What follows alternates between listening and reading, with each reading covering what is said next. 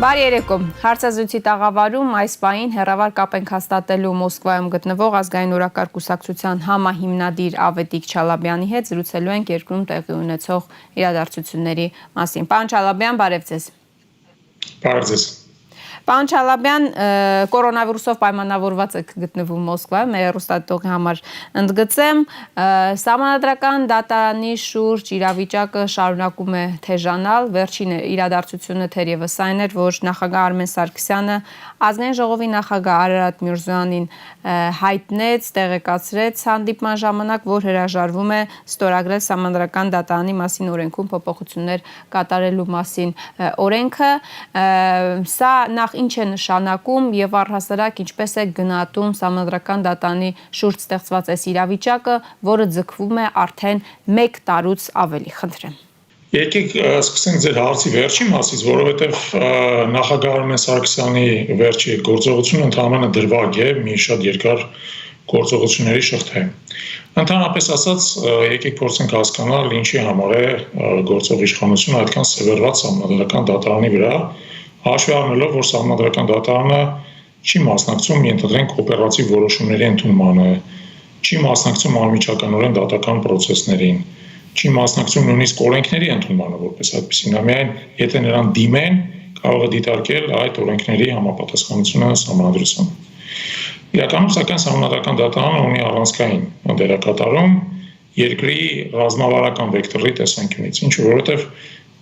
մեր սահմանադրության 168 հոդվածը պահանջում է, որ բոլոր միջազգային պայմանագրերը, որին միանում է Հայաստանի Հանրապետությունը, եւ նաեւ սահմանադրության փոփոխությունները ներկայացվեն սահմանադրական դատարան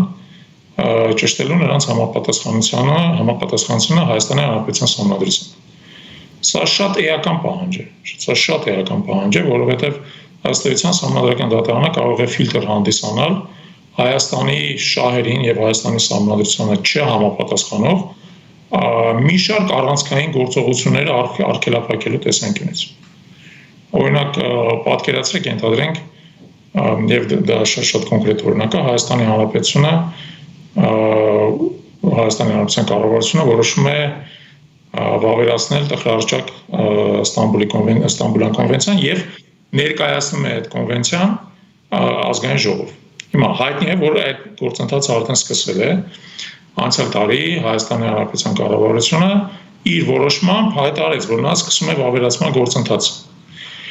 Վավերացման գործընթացի տեսանկյունից պարտադիր պայման է, որպեսզի Ստամբուլյան կոնվենցիան ներկայացվի սահմանադրական դատարան եւ սահմանադրական դատարանը ճշտի այդ կոնվենցիայի համապատասխանությունը Հայաստանի Հանրապետության սահմանադրությանը։ Եվ ես հիշեցնեմ, որ հենց այդպիսի մեխանիզմով Բուլղարիայում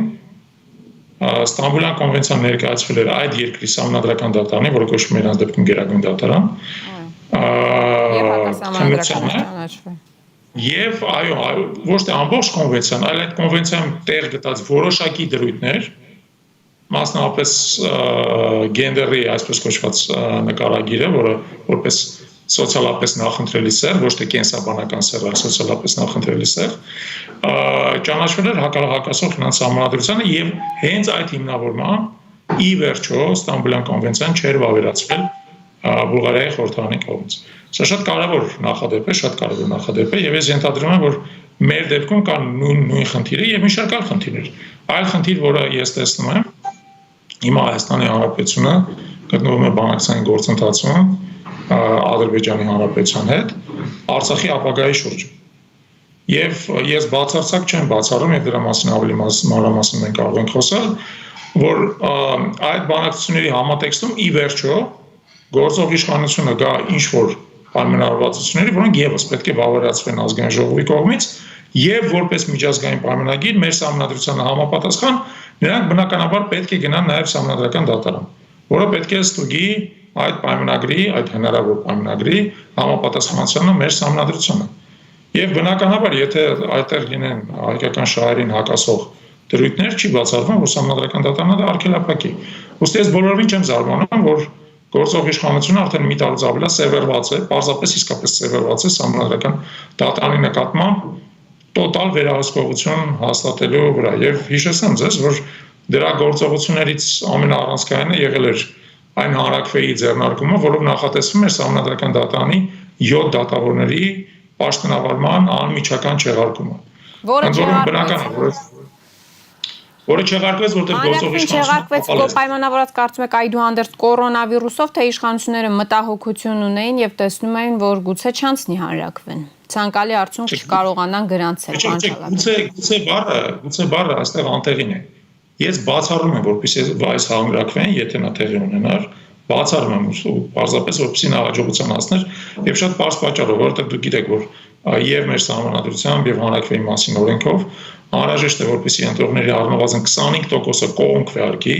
հանրաքվեի դրած հարցին, դա նախատեսվում է մոտավորապես 645,000 ընտրող։ Ես բացառում եմ, որ գործող իշխանությունը այդ քանակությամբ ընտրողների աջակցություն կարողանար ստանալ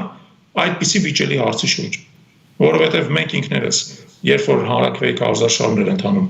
միակ կուսակցությունն ենք եղել, որ ընդգծված դեմ է արտահայտվել այդ հանրաքվեին, ոչ թե ոչի կողմ, այլ ընդհանրապես հանրաքվեի գաղափարին, համարելով, որ ինքը հանրաքվեն որպես այդպեսին հակասահմանադրական միջոցներով է ձեռնարկվել, եւ մենք շփվել ենք ընտրողների հետ, շատ ընտրողների հետ ենք շփվել։ 40%-ից ավել աջակցություն չուներ այդ հանրաքվեի հարցը սրանից 4 ամիս առաջ, բայց այս ընթացքում իշխանության վարկանիշը առնվազն կրկնակի նվազել է, առնվազն կրկնակի։ Այսինքն իշխանության վարկանիշը հիմա 20-25%-ի կարգի է, լավագույն դեպքում։ Եվ ես բացառում եմ, որպեսզի իշխանությունը գնալով հանրաքվեի կարողանալ այն հաջողությամբ իրականացնել, ուստի նրանք հաշվարկելով իրենց հնարավորությունները եւ իմիջիայլոց հաշվարկելով դրա դեպքում գնացին հանրաքվեի չեղարկմանը։ Այդ կորոնավիրուսի հետ կապված իրենց հիմնավորումները դրանք ուղղակի ծիծաղել են։ Բնականաբար իրանք կարող էին հետազոտել հանրաքվեն եւ իրականացնել այն ժամանակ, երբ արտակարգ դրությունը վերաներ։ Պարոն Չալաբյան, ինչու են շտապում այդ դեպքում։ Դուք ունեք հարցի պատասխան, դուք ասում եք, եթե իսկապես պատճառը կորոնավիրուսներ, այո, կարող էին սպասել եւ հետո նշանակել հանրաքվեն։ Ինչու են շտապում, ինչով եք բացատրում այս շտապողականությունը եւ ես ճիշտ հասկացա ձեր խոսքից, որ փաստորեն այս հարցը այլևս ոչ թե Հրայր Թովմասյանի, ոչ թե Ալվինա Գյուլումյանի, Ֆելիքս Տոխյանի, Հրանտ Նազարյանի հարցն է, այլ ազգային հարց է ըստ էության։ Ձեր մատնացույց արած հենց խնդիրները միայն ընդգծելով Ստամբուլյան կոնվենցիայի վավերացում, Արցախի հարցում հնարավոր ինչ-որ հարցեր, որը կհասնի սահմանադրական դատարան։ Ես գիտեք, ես կարող եմ միայն տվյալ դեպքում ենթադրություն անեմ, բայց ենթադրությունները ժամանակի ընթացքում ճշտվում են։ Ես դրա տարածորեն մի օրինակ կձեզ ասեմ։ Գործող իշխանությունը անընդհատ պնդում էր, որ ինքը Արցախի հարցով բանակցություններ չի վարում։ Մինչև ապրիլի 21-ին Ռուսաստանի Դաշնության արտաքին գործերի նախարար Սերգեյ Լավրովը հայտարարեց, որ այդպիսի բանակցություններ ընթանում են, նրանք ընթանում են փուլային կարգավորման մոդելի շուրջը եւ ընդհանրապես ասած հորդորեց Հայաստանի իշխանությունին արագացնել բանակցային գործընթացը, որից հետո Հայաստանի իշխանությունը ստիպված եղան փորձելով այսպես ասած իրանց նախկին բոլոր հայտարարությունները չեղարկելով, ասել դե հա, այո, իսկապես մենք բանակցություններ վարում ենք, բայց մինչև այդ պնդում են, որ ոչ մի բանակցություններ չկա։ Դրա երկրորդ օրինակը։ Ինչ ուզում այն էլ բանակցում ենք, դա էլ եղավ։ Այդ հայտարարությունն էլ հնչեց ազգային ժողովից։ Ինչ ուզում այն էլ բանակցում ենք, պարոն Փաշինյանը ասաց։ Դա եւս պարոն Փաշինյանը ժամանակի ընթացքում համոզված են, որ կչեղարկի, որովհետեւ եւ Սերգեյ Լավրովը եւ համանախագահները բազմաթիվ հայտարարություններով ասել են, թե իրականում բանակցային օրակարգում ինչ փաթեթ է դրված, ասել են դրա մասին։ Ասել են, որ դա Մադրիդյան սկզբունքներն է եւ դրանց 2009-2012 թվականների ընթացքում տեղի ունեցած մոդիֆիկացիաները։ Եվ այդ մոդիֆիկացիաները բազմաթիվ եւ բազմաբնույթ են, որովհետեւ եղել է մի շարք իտերացիաներ, բայց հիմնական առանցքային 6 տարերը դրանից չեն փոխվում։ 6 տարերի մեջ առաջի տարը, եթե դուք կարտակ Մադրիդյան սկզբունքները, 6 տարերի մեջ առաջի տարը դա հայկական ուժերի կողմից Արցախի 5 շրջանների այսպես ասած դուրս բերումն է եւ այդ շրջանների հանձնումն է Ադրբեջանին։ Եվ Ադրբեջանն էլ անընդհատ դրա մասին ասում եւ բացրանցի միջոց հիշեցնեմ ձեզ, որ Սերգեյ Լավրովն էլ հենց դա ասեց, որ առաջի քայլը դա է։ Նա մյուս քայլերի մասին չասեց, բայց ասեց, որ առաջի քայլը դա է։ Ուստի Հայաստանի Հանրապետության իշխանությունները հենց դա են բանակցում եւ ինչքան նրանք փորձեն տարբեր ձևերով դասակողել, ի վերջո կներեք, այդ ցանկացած այսպիսի գործընթաց ի վերջո բացահայտ է դառնում։ Դա հնարավոր չէ անդադ թաքցնել։ Ի վերջո գալու են ասել են, գիտեք ինչ մենք ես ենք պայմանավորվել եւ խնդրում ենք, ասենք մեզ աջակցեք։ Ուստի տեսեք, ակնհայտ է, որ բանակցային գործընթաց է գնում, հիմա բայց վերադառնանք ձեր հարցին, թե ինչու են շտապում, որովհետև ես կարծում եմ, որ իրենց շտապացնում են։ Իրենց շտապացնում են, այսինքն համանախագահ երկրները շտապացնում են եւ իմիջիայլոց բազմիցս են դա հայտարարում, որ իրանք մի կողմից ասում են, գիտեք ինչ, այս բան Արցախյան կարգավորումը չունի ռազմական լուծում, բայց մյուս կողմից եկեք իրադարձություններին եթե հետևենք, կտեսնենք, որ հակառակ կողմը պարբերաբար սպառնում է ռազմական լուծմամբ, իսկ միջնորդ երկրներն էլ ըստ էության ասում են, գիտեք ինչ, ռազմական լուծում չկա, բայց դուք պետք է շտապեք, որով ըստ էության հաստատում են, որ այնուամենայնիվ ռազմական լուծումը իրանք չեն բացառում, այսինքն Հայաստանը գտնվում է որոշակի ռազմական շանտաժի տակ, եւ այդ շանտաժի պայմաններում ես ենթադրում եմ, որ գործող իշխանությունները մտածում են, որ ավելի լավ է պետք է խուսափել որևէ ռազմական գործողություններից, ուստի պետք է գնալ բանակցային կարգավորման։ Եվ եթե իրանք գնան բանակցային կարգավորման, այս պայմաններում, երբ որ իրենք իրանց կառավարման 2 տարիների ընթացքում տառացիորեն երկիրը ծնկի են բերել, բնականաբար այդ կարգավորումը չի լինելու հայանպաստ։ Եվ այդ պայմաններում իրանք շատ լավ հասկանում են, որ եթե սահմանադրական դատարանում իրանք չունենան վերահսկելի մեծամասնություն, հավանականությունը, որ սահմանադրական դատարանը կաջակցի իրանց բերած բանակցային լուծմանը շատ փոքր է։ Հավանականությունը, որ մեր ժողովուրդը դրանք աջակցի շատ փոքր է եւ այլն։ Ուստի փորձում են ամեն կերպ, մինչեւ այդ քայլը անելը, մինչեւ այդ ստորագրությունը չարաբաստիկ դնելը բանակցային փաթեթի տակ, փորձում են իրանց այսպես ասած թիկունքները երկրի ներսում համապնդել։ Ես դա եմ ենթադրում, ես նույնպես եմ պնդում, կրկնում, սա ենթադրություն է,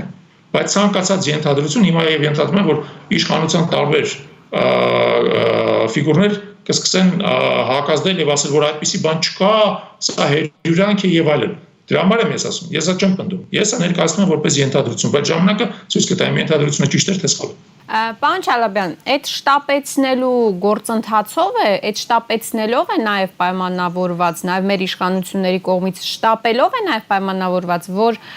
միջազգային շատ կառույցներ աչք են փակում սահմանադրական դատանի շուրջ ընթացող այս մեկտարյա կտրվածքով տեղի ունեցած բոլոր ապօրինությունների դեմ։ Այսինքն օրինակ մենք պարզ բան ազգային ժողովով փոխում ենք սահմանադրություն առանց սահմանադրական դատարանի կարծիքը հարցնելու հանրապետության նախագահը ով պարտավոր է հետևել սահմանադրության պահպանմանը հրաժարվում է իր ստորագրությունից եւ որևէ լուրջ արձագանք որևէ հակազդեցություն միջազգային մարմինների կողմից մենք չենք տեսնում մինչդեռ եթե սա տեղի ունենար նախորդ իշխանությունների ժամանակ պատկերացնում եք թե ինչ աղմուկ կարող էր բարձրանալ արտահայտված տարբեր ձևերով Նախ, գիտեք, ես ձեր պնդումին չհամաձայնվեմ, որ ընդհանրապես որևէ հակազդեցություն չկա։ Դա այդքան էլ այդպես չի, որովհետև Գուցե թույլ է եւ տեսանելի չէ ամեն դեպքում։ Գուցե բավարար չէ, եւ ես կհամաձայնվեի ձեր հետ, որ եթե նախորդ իշխանությունների ընթացքում տեղի ունենար սահմանադրական process-ի այսպիսի աղաղակող խախտումներ, ապա արձագանքը շատ ավելի կոշտ կլիներ։ Բայց ես ձեզ ասեմ, նախ արձագանք կա, այնպես չի, որ արձագանք չկա, օրինակ Վենետիկի հանձնաժողովը եւ մինչեւ այսպես կոչված հունիսի 22-ի սահմանադրական փոփոխությունների ընդունումը արտահայտվեց եւ անմիջականորեն արտահայտվեց, եթե դուք հիշում եք Վենետիկի հանձնաժողովի բավական մանրամասն զեկույցը խորհրդատվական հայտնվեց հենց հունիսի 22-ին, եթե դուք հրապարակվեց հենց հունիսի 22-ին։ Եվ նրա ամենավերջին կետը 82-րդ կետում հստակ նշված է, որ իրանք ափսոսանք են հայտնում, ափսոսանք կամ զղջում են հայտնում, որ Հայաստանի իշխանությունների կողմից նախաձեռնվել է գործընթաց, որը չի համապատասխանում իրանց ռեկոմենդացիաներին։ Բայց իշխանությունները անում են այն, ինչ ցանկանում են մյուս կողմից, պարոն Չալաբյան։ Այսինքն դա չի զսպում իրենց։ Ես կխնդրեի, որ դուք չշտապեիք այդ հարցում։ Կխնդրեի, որ դուք չշտապեիք, որովհետև փաշ չի ընդհանրապես, որ դա նրանց չի զսպում։ Իրականում, եթե ընդհանրապես զսպող գործոններ չլներ, ես ենթադրում եմ, որ տարածորեն 3 Արարատ Միրզոյանը իր կողմից կստորագրեր Սահմանադրական դատարանի մասին օրենքի ընդունված փոփոխությունները եւ կհայտարարեր, որ օրենքը ուժի մեջ է, բայց դա տեղի չունեցավ։ Իմ համար դա զարմանալի է, ճիշտ ասած, ես սպասում եմ, որ մարդիկ, որոնք ընդհանրապես ասած արհամարանքով են վերաբերվում սեփական երկրի սահմանադրությանը եւ այն աղավաղում են ցանկացած հնարավոր միջոցներով սեփական նպատակներին հասնելու համար, երեք մի այսպես ասած մի աղավաղում ավել, մի աղավաղում պակաս, երեք էլ դա կանեին ու կհայտարարեին, որտեղ գիտեք, ընդհանրապես ասած նախագահ հրաժարվել է ստորագրելուց, մենք ստորագրում ենք ուժի մեջ ենք ասում։ Այսինքն դուք կարծում եք այլանդերս 21 օրը կսպասեն, պարոն Չալաբյան, ինչպես պահանջում է սահմանադրությունը։ Կարծում եք Արարատ Միրզոյանը կսպասի 21 օր, նոր կստորագրի։ Ես դա չասեցի, ես չեմ ասում, որ ինքը կսպասի 21 օր, նոր կստորագրի, ընդհանրապես ասած, այս իշխանությունները իրենց գործողություններում բավական անկանխատեսելի են եւ իրենց գործողությունները իրավական տրամաբանության մեջ չեն տեղավորվում։ Իրանք իրավունքը եւ օրենքները պարբերաբար խախտում են։ Դրա համար ձեր հարցին ինձ դժվար է պատասխանել։ Ես ընդհանրապես ասում եմ հետեւյալը, որ 3 սպասում էր, որ դա տեղի կունենա, շատերը արդեն սպասում են, որ դա տեղի կունենա, բայց դա տեղի չունեցավ։ Տեղի չունեցավ ինչ որ պատճառով։ Թե որ պատճառով ճիշտ ասած չգիտեմ, մենք փորձում ենք առավոտվանից հասկանալ, թե ինչն է որ կարող է այս իշխանություններին կանգնեցնել, բայց ինչ որ մի բան գոնե 1 օրով կանգնեցրել է, փաստը դա։ Եվ ես ասեմ, ինչու՞ է նաեւ խնդիրը։ Իրականում այս ամեն ինչի մեջ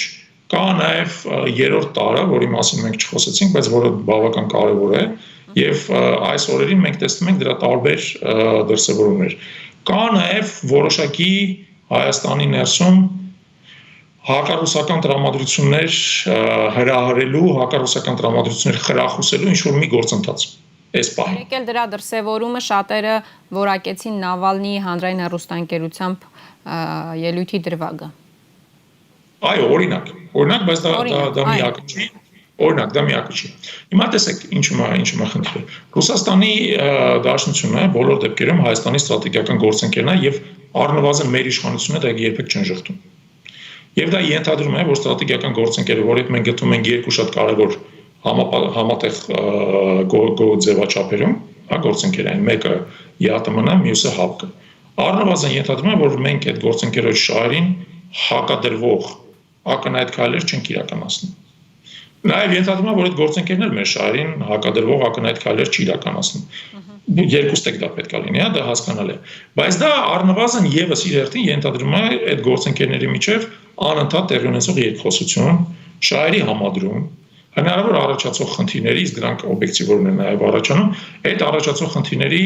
լուծումների ճանապարհներ գտնել եւ ընդհանրապես ասած իրար ընդառաջ գնալ այն հարցերում, որում կան այդպիսի խնդիրները, մեկը մի տեղում ազիջում, մեկը մյուս տեղում ազիջում եւ այլն։ Հիմա այս բանը ես չեմ ուզում ասեմ, ով է խնդիրները ավելի շատ ստեղծում։ Ռուսաստանի Դաշնությունն է մեր համար ավելի շատ խնդիրներ ստեղծում, թե մենք ենք իրենց համար ավելի շատ խնդիրներ ստեղծում։ Չեմ ուզում պնդում անեմ։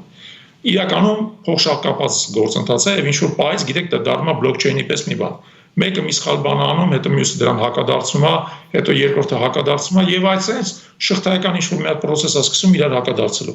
Բայց ես ուզում եմ պնդեմ հետեւյալը, որ մենք հիմա այդ process-ի մեջ ենք։ Հայաստանի Հանրապետությունը եւ Ռուսաստանի Դաշնությունը իրար պարբերաբար իրար ինչ որ ձևերով կսմթում են, այսպես ասած, որը բնավ մեր շահերից չի բխում, որովհետեւ ընդհանրապես ասած այնպես չի, որ մենք ունենք մեծ քանակությամբ ռազմավարական գործընկերներ, բոլորը ասած մի պատի պես կանգնած են մեր հետևը, մեզ հիմա աջակցում են, որ մի ռազմավարական գործընկերոջ հետ էլ իմիջոց դերևս ամենակարևոր գործընկերոջ հետ մենք կարող ենք հարաբերությունները այս աստիճանի փչացնել։ Սա շատ բացասական գործընթաց է, եւ ես կարծում եմ, որ սահմանադրական դատարանի դա ներողություն վերջացնեմ, ես կարծում եմ, որ սահմանադրական դատարանի հետ տեղի ունեցող գործընթացները եւ մասնավորապես նաեւ հապաղումները գործընթացի նաև հապաղումները, որոնք արտաքուստ անբացատրելի են, նաև կապված են այս հարաբերությունների հետ։ Ինձ թվում է այնուամենայնիվ դրսից կան որոշակի հասկանալի չէր։ ազդեցություններ։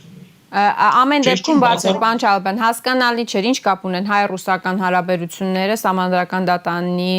շուրջ ստեղծված այս իրավիճակի հետ։ Ստամբուլյան կոնվենցիան վավերացնելու, Արցախի հարցի հետ կապված խնդիրները հասկացանք։ Հայ-ռուսական ինչ կապ ունի Ստամբուլյանի հետ։ Շատ պարզ, տեսեք, բացեմ։ Այո։ Տեղի ունենում իրականում ազդեցության տարբեր կենտրոնների մրցակցություն Հայաստանի ներսում ազդեցության համար։ Առնվազն ես 3 կենտրոն կնշեի՝ Ռուսաստանի Դաշնությունը, Եվրոպական միությունը եւ Միացյալ Նահանգները։ Այո։ Մասնակցորեն դրանց կավելացնի նաեւ Չինաստանը, որը այսպես ասած ոտքի կանգնող հազորացող աշխարհական կենտրոն է, որը բայց Հայաստանում դեռևս այդքան մեծ ակտիվություն չի դրսևորում, չնայած չի նշանակում, որ չի դրսևորում ընդհանրապես։ Ուղղակի նրա ակտիվությունը ալյանսին ենք մենք միանում կրոնական հետ։ Որը իմիջիալուց շատ վիճելի քայլ է եւ մինչեւ վերջ հասկանալի չի, թե մենք ինչ ենք շահում։ Հիմա այդ ազդեցությունների բախման արդյունքում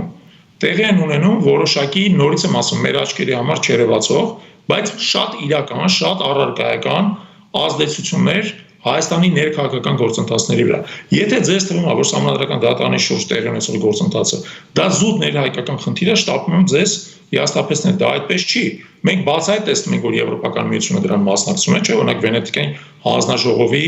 կողմից տված խորհրդատվական կարծիքով բացահայտ մասնակցում է, բայց իրականում եւ Միացյալ Նահանգները, եւ Եվրոպական միությունը, եւ Ռուսաստանը կուլիսների հետևը եւս մասնակցում են այդ գործընթացին։ Այսինքն, օրինակ ես չասեմ անուններ, բայց այդ գործընթացի առանցքային մարտիկ, դրան մասնակցող առանցքային մարտիկ վերցնում են հեռախոսը, զանգում են համապատասխան աշխարհական կենտրոններում իրանց կոնտակտը իրականացնող անձանց եւ ասում են՝ մի հատ ասեք հայց մի վիճակում մենք ինչ անենք, որտեղ վիճակը իսկապես շատ խճճված է։ Եվ դրա պատճառով է, որ մեկ էլ տեսնում եք, օրինակ նախագահ Արմեն Սարգսյանն ասում է, ես այս օրենքը չեմ ստորագրի։ Շատ զարմանալի բան է, չէ՞, բայց ես կարող եմ ենթադրել նորից չխնդրեմ։ Համապատասխան մարդկանց է զանգում ճշտումներ անում։ Նորից եմ ասում, ես չեմ ուզում պնդումներ անել, որովհետև եթե ես պնդում անեմ, ես ձեզ հեռախոսազանգի, ասենք թե ձայնագրությունը պետքա ցույց տամ, բայց ես ենթադրություններ եմ անում, որ այդ կարգի մարդիկ առաջնորդվել օդում կախված լուրերով, պարոն Չալաբյան, ինչպես մոդայիկ է հիմա։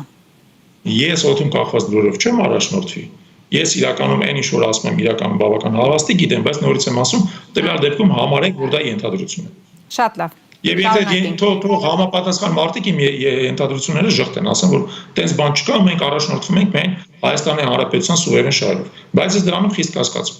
Այսինքն ազդեցությունների կռիվ է գնում, ճիշտ եմ հասկանում, Եվրամիություն, ԱՄՆ, Չինաստան, Ռուսաստան, ազդեցությունների, ով ինչպես կարող է իր ազդեցության տակ պահել երկիրը։ Եվ կա տեսակետ, եւ այդ տեսակետը շատ հաճախ է վերջին ամիսներին հնչում, հատկապես Լավրովի հայտնի հայտարարությունից հետո, երբ որ գաղտնազերծեց թե բանակցությունների սեղանին ինչ է, երբ որ խոսեց, որ պետք չի հայ-ռուսական դաշնակցային հարաբերությունների մասին հիշել միայն այն ժամանակ, երբ ձեռնտու է կողմերից որևէ մեկին, հատկապես դրանից հետո ակտիվ են խոսակցությունները, որ այս իշխանությունները, ովքեր նաև իշխանության են եկել ինչ-ինչ կենտրոնների աջակցությամբ, իրենց գերնպատակն է եւ հիմա պետք է կատարեն այդ առաջադրանքը, պոկել Հայաստանին Ռուսաստանից, պոկել այդ ազդեցության դաշտից։ Գիտեք, ես այդպիսի վերսիա չեմ բացառի։ Ես այդպիսի վերսիա չեմ բացառի, իրականում սակայն պետք է հասկանալ, որ որպեսզի դա տեղի ունենա, երկար գործընթաց է պետք անցնել, որովհետև Հայաստանի բնակչության մեծամասնությունը իրականում շատ սերտ թելերով կապված է Ռուսաստանի Դաշնության հետ։ Ռուսաստանի Դաշնությունը այսօր մեր ամենախոշոր առևտրային գործընկերն է, Ռուսաստանի Դաշնությունը մեր ամենախոշոր ռազմատեխնիկական գործընկերն է, մենք սպառազինությունները Ռուսաստանի Դաշնությունից ենք առնում, եւ Ռուսաստանի Դաշնությունից գալիս է Հայաստան եկող տրանսֆերտի մոտավորապես 85-ից 90% տարբեր տարիների։ Դա դարձնում է օբյեկտիվորեն Ռուսաստանի Դաշնությունը, ել չեմ ասում այ որ Հայաստանի տարածքում կա Ռուսաստանի Դաշնության բավական խոշոր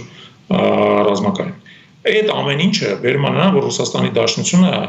մեր հետ կապված է շատ ամուր թելերով եւ այդ թելերը խզելը որպես այդպեսին։ Դա շատ դրամատիկ process է։ Այն իշխանությունը, որը փորձել է այդ թելերը խզել, նա բնականաբար գնալու է շատ մեծ ռիսկերի։ Եվ ճիշտ ասած իմ համար մինչև վերջ հասկանալի չի թե այդ թելերը ինչի համար է պետք խզել, եթե փոխարենը մեզ համապատասխան այլընտրանքներ չի առաջադրվում։ Այսինքն այնպես չի, որ մի ուրիշ երկիր, օրինակ ես ասեմ, Եվրոպական միության հետ կապված, այս վերջերս բավական հետաքրքիր քննարկում կար, իրանք հիշում եք, որ ընդունեցին արևելյան գործընկերության հետ կապված զեկույցը։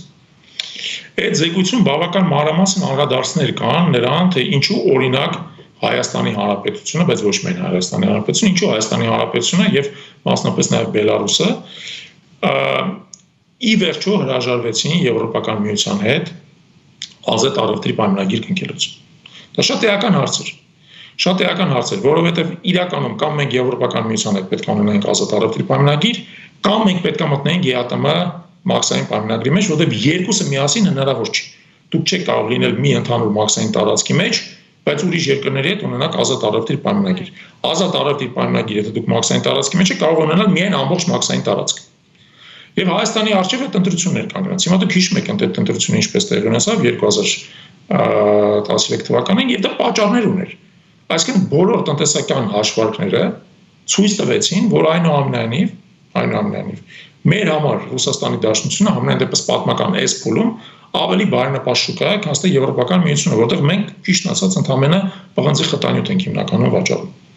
Եվ այդ բոլոր հաշվարկները բերեցին նրան, որ ավելի լավ է մենք գնանք մաքսային միության ճանապարհով։ Հիմա ես չեմ բացառում, որ ինչ-որ ժամանակ հետո պետք լինի այդ ամբողջի տրամաբանությունը վերանայել, ասել, գիտեք ինչ, սա այդքան էլ ճիշտ չէր մեր համար, Ռուսաստանի Դաշնությունը այդքան էլ լավ շուկա չի, այնտեղ տնտեսական աճ չկա, բան եւ այլն։ Ես չեմ բացառում, բայց իրականում այս ընթացքում անցած ժամանակը ցույց տվեց, որ այդ որոշումը տնտեսական իմաստով ճիշտ էր եւ ամենայն դեպս անցած 3 տարիների ընթացքում Հայաստանը ուներ եւ տնտեսական բարձր աճ, եւ Ռուսաստանից ներդրումներ, եւ Ռուսաստանի հետ առևտրի եւ նաեւ туриզմի եւ այլն բավական ակտիվ զարգացում։ Հիմա հարցը առաջանում է, այ փաստա եւ հարցը առաջանում, ինչի համար է դա պետք խզել։ Ինչի համար է պետք խզել։ Մեր այլընտրանքը ո՞րն է։ Թող մարդիկ ներկայացնեն հստակ։ Այլընտրանքի խնդիրը չի, պարոն Չալաբյան, իշխանությունների, այս իշխանությունների ձևավորման առաջին օրվանից հնչել է այդ մտահոգությունը, որ մարդիկ եկել են, որ կտրեն Հայաստանին Ռուսաստանից, փոխեն մեր արտաքին քաղաքականության վեկտորները, որովհետև մենք գիտենք, որ օբյեկտներն են աջակցել այս իշխանություններին։ Մենք տեսնում ենք, թե իշխանության մեջ ովքեր են, ինչ մարդիկ են, ինչ կենսագրությունով, ինչ տարբեր արևմտյան ՀԿ-ներում աշխատած եւ շարունակում են համագործակցել այդ ՀԿ-ների հետ, թվեք ասել։ Եկեք երկու մասի բաժանենք։ Ակնհայտ է, որ այս իշխանության մեջ կա ինչ-որ մի հատ թև, որը իր ամբողջ կենսագրությամբ ստացել է արևմուտքում գործող որոշակի հիմնադրամների ֆինանսավորում եւ ընդհանրապես ասած կյանքում միայն դրանով է կայացել եւ իրանց այսպես ասած կենսագրական մեջ ուրիշ ոչ մի կետ չկա։ Դա ակնհայտ է։ Դարձել է հենց ազդեցության գործակալ նաեւ, պարոն Չալաբյան։ Գուցե չեմ բացառում։ Բայց կա բացի այդ անձերի, այսպես ասած ցանկություններից, իրանց տրամադրություններից, ճաշակներից եւ այլն, կա նաեւ օբյեկտիվ իրականություն։ Օբյեկտիվ իրականությունը հետևյալն է, որ Ռուսաստանի հետ, Ռուսաստանի Դաշնության հետ մենք ունենք այսօր բավական ակտիվ եւ արագ զարգացող, նույն ինչով համավարակ իհարկե, արագ զարգացող տնտեսական հարաբերություններ։ Հիշեք, անցյալ տարի ամենամեծ թեման Հայաստանում դա տնտեսական։ Դա ավտոմեքենաները արևմուտքից բերելներ, Հայաստանում աքսազերծելներ, Ռուսաստանում վաճառել, դրա վրա մարդիկ հսկայական գումարներ աշխատեցին։ Հիմա այս տարի թեման վերջացել է, բայց դա ցույց է տալի եւս դեպքերից մեկը, որ ասենք Ռուսաստանի հետ մեր բաց սահմանը, բաց տնտեսական սահմանը, որպես այդպեսին, դա բավական շահավետ բան է։ Հիմա եթե դուք դա փակում եք, դուք պետք է ասեք, իսկ տեղը ինչ եք առաջարկում, որովհետեւ եթե դուք տեղը ոչ մի բան չառաջարկեք, բնակչության կենսամակարդակը կընկնի, հասկանում եք, որովհետեւ ներդրումներ չեն գա, առևտուրը կդադարի կամ կպակասի, տրանսֆերները կպակասեն, բա մարդկանց ինչով ենք այդ դեպքում կերակրելու։ Խոստումներով ու մենակ չեմ ուզում վատ բան ասել, բայց գուցե հետաքրքիր չէ։ Եթե ամփոփելու լինենք, պարոն Չալաբյան, եւ նաեւ կուզեմ անդրադառնալ, ինչու Փաշինյանը չգնաց Մոսկվա այդուհանդերձ զորահանդեսին մասնակցելու։ Դա լարված հարաբերությունների համատեքստում կարող ենք դիտարկել։ Գիտեք, կան պատճառներ եւ կան պատրվակներ։ Պատրվակը շատ պարզ է, իհարկե չի բարձրաձայնվում, բայց տեղյակ ենք դրանից։ Պատրվակը նրան նման, որ եթե դուք հիշում եք, Փաշինյանը հայտարարեց, որ ինքը եւ ընտանիքը կորոնավիրուսով են վարակված, հետո մեկ շաբաթ հետո հրաշքով կազդուկեց։ Որը շատ զարմանալի բան է, որովհետեւ ընդհանրապես ասած, տենց միջին վիճակագրական մարդիկ մոտ 1 ամիս են մեկ ամիսա պահանջվում, որպեսզի այս հիվանդությունից ապաքինվեն։ Շատ տարօրինակ էր։ Բայց խնդիրն էր, որ իր այսպես կոչված այդ հրաշագործ կազդրումից հետո պետք է անցնել առնվազն 2 շաբաթ, հա, որպեսզի այսպես ասած դա այն ժամկետն է մեկուսացման, որից հետո մարդը կարող է սկսել շփվել ուրիշների հետ առանց վարակի վտանգ առաջացնելու։ Եվ մեր ունեցած տեղեկություններով Ռուսաստանի Դաշնության իշխանությունները խնդրել են, որ ինքը համապատասխան թեստավորում անցնի երկրում մուտք գործելուց, հաշվի առնելով, որ մուտք գործելուց հետո նա պետք է շփվի այդ երկրի եւ իմիջած բարեկամ երկրների բարձրագույն ղեկավարությանը։ Դուք տեսել եք այդ շքերթի պատկերները, բան այնտեղ մարդիկ իրար հետ կանգնած են եւ այլն։ Ասում են, որ նորից եմ ասում, դա ընդամենը այստեղ չճշտված լուրեր են, որ նա պարզապես հրաժարվել է այդ թեստավորումը անցնելուց, դժվար եմ ասել ինչ պատճառներով, պարզապես հրաժարվել է այդ թեստավորումը անցնելուց։ Բայց դա ինձ թվում է ընդամենը պատրվակ է։ Իրական պատճառն է, որ այո, իրականում հարաբերությունները բավական լարված են եւ Ռուսաստանի Դաշնության կողմից դա որոշակի այսպես ասած ժեստ է եղել անբերացականության։ Դա մեր երկրի համար լավ չի, ճիշտ ասած, կուզենայի, որ մեր երկիրը ներկայացներ երկրի գլխավոր պաշտոնյան, եթե ենթադրենք վարչապետը չէր գալի, գոնե նախագահը գար, որովհետև ընդհանրապես ասած մեր սահմանադրությամբ նախագահն է երկրի գլուխը,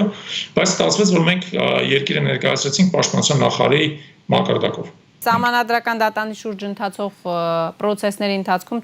մենք տեսանք, թե ինչպիսի երկրի գլուխ ունենք իդեմս Արմեն Սարգսյանի։ Եթե ամփոփելու լինենք, պարոն Չալաբյան, ես ձեզ ճիշտ հասկացա, որ սահմանադրական դատարան, Արցախի հարց, հայ-ռուսական հարաբերություններ, իրար հետ կապված թեմաներ են, եթե ճիշտ եմ հասկացել, ամփոփենք եւ այս պայմաններում ինչ պետք է անի քաղաքական դաշտը, քաղաքական գործիչները, կուսակցությունները, ընդդիմադիրները, կլինի խորհրդարանական, կլինի արտախորհրդարանական, ինչ պետք է արվի այս պայմաններում, եթե հույս չկա այլևս իշխանություններից կամ գոնե հույս կա իշխանության առողջ հատվածից։ Խնդրեմ։ Գիտեք, մենք արդեն մոտավորապես 1 ամիս է այս խորացող ճգնաժամի պայմաններում անընդհատ նույն թեզն ենք առաջ քաշում, որ գործող իշխանությունները ոչ միայն երկիրը մտցրել են ճգնաժամի մեջ, որը արդեն բոլորի համար ակնհայտ է, իսկ իրենք փորձում են անընդհատ արդարանալ, անընդհատ ինչ-որ դիմակներ բաժանելու միջոցով եւ այլն, այնպես ինչ-որ բաներ, սեփական արդարացումներ փնտրել եւ փորձել ժողովրդին մեղադրել իրենց ձախողումների մեջ։ Բայց ակնհայտ է, որ այս ճգնաժամը միայն խորանում է եւ ավելի վտանգավոր տարրեր է սկսում իր մեջ ձեռք բերել։ Եվ իրականում համավարական ճգնաժամը արդեն վերածվել է սոցիալ-տնտեսական ճգնաժամի, իսկ սոցիալ-տնտեսական ճգնաժամը կարող է վերածվել անվտանգային շատ լուրջ մարտահրավերների եւ սպառնալիքների մեր համար։ Դրա մասին մենք փաստացի ձեզ հետ խոսեցինք արդեն։ Մենք կարծում ենք, որ այս իրավիճակում լուծումը պետք է լինի անում, որ երկրի բոլոր առողջ քաղաքական ուժերը, ես քեզ չեմ բացառում, որ իմ քալի ներսում են ինչ-որ մի առողջ հատված լինի, չնայած ես ֆոնս փորձում եմ ամեն կողմից նայել, ես այդ առողջ հատվածը չեմ գտնում իմ քալի մեջ, բայց չեմ բացառում, որ ինչ-որ մարդիկ զուտ ինքնապահպանման բնազդից ելնելով հասկանան, որ այս փակուղին ի վերջո իրանց քաղաքական կարիերան, իրանց ապագան է վտանգի տակ դնելու։ Ինչ-որ բայից սկսած այդ բոլոր ուժերը միավորվեն, համատեղ պատասխանատվություն ստանձնեն երկիրը ճգնաժամից դուրս բերելու համար, համատեղ ստեղծեն ազգային համաձայնության կառավարություն, որը պետք է աշխատի ընդամենը մի քանի ամիս երկիրը ճգնաժամից դուրս բերելու եւ նոր ընտրություններ կազմակերպելու համար, որովհետեւ ամենամեծ խնդիրը, որ ես տեսնում եմ այս իրավիճակում, նաեւ հետեւելն է, այս իշխանությունները, որոնք 1.5 տարի առաջ շռնդալից հաղթանակով եկան իշխանության այս ուժը, նա կորցրել է իր վստահության ոչ ամբողջ, բայց pašարի մեծ մասը։ Նա ցույց է տվել, որ իր խոստումների մեծ մասը կամ կեղծ էին, կամ եթե կեղծ չէին, բայց առնվազն ինքը ընդունակ չի դրանք իրականացնել։ Նա ցույց է տվել, որ այս ընթացքում իր գործողությունները միայն բարդացրել են Հայաստանի միջազգային վիճակը։ Նա ցույց է տվել, որ Արցախի հարցում նա այսպես ասած սկսել է նոր կետից, այդ նոր կետը մեզ հետաքրքրել առնվազն 10 տարի։ Եվ այլն, ես այս ցանկը կարող եմ շարունակել։ Մենք անցել ամիս 300-ից ավել զոհ ենք ունեցել համավարակից։ 300-ից ավել զոհ եւ ընդ որում համավարակը չի նահանջում։ Եթե ամբողջ աշխարհում համավարակը սկսել է նահանջել, մեր մոտ ոչ միայն չի նահանջում, շարունակում է վարակի տեմպերը աճել։ Ոստի մենք այն վիճակում ենք գտնվում, որ եղած գործող քաղաքական իշխանությունը ի վերջո պետք է ընդունի, որ նա տապալվել է, որ նա ձախողվել է եւ համառել է փորձել միայնակ կառավարել երկիրը։ Մենակ ավելի մեծ կորուստների կարաբերի։ Պետք է փորձել պատասխանատվությունը կիսել մյուս առողջ ուժերի հետ, որոնք պատրաստ կլինեն իմիջիայից ծանր վիճակում իրենց վրա պատասխանատվություն ստանձնել, դա բացարձակ նվեր չի այս պայմաններում։ Բայց միասնական ուժերով մեր երկիրը դուրս բերենք ճգնաժամից։ Շնորհակալ եմ հարցազրույցի համար, հարգելի հեռուստադիտող, հիշեցնեմ, որ մենք կապ էինք հաստատել Մոսկվա, զրուցում էինք ազգային օրակարգ կուսակցության համահիմնադիր Ավետիք Չալաբյանի հետ։ Ամուր եղեք, հանդիպենք վաղը։